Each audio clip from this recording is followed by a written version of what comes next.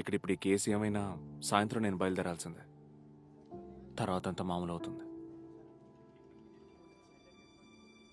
పోయి తగలండి మురళిని, ఎలాగోలా చావని.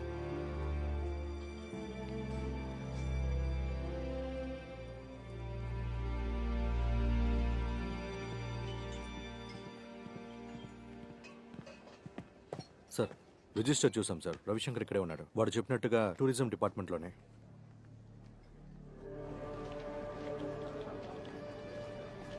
రవిశంకర్ ఎక్కడ ఉన్నారు? అదిగో ఆ 4వ టేబుల్ సార్. ఓకే.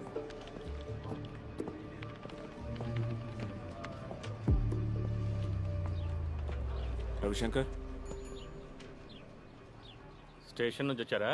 మధ్యాహ్నం పైన వస్తారని ఎస్ఐ గారు చెప్పారు. సరే కూర్చోండి. ఆసుపత్రిలో తీసుకున్న వాంగ్మూలాల గురించే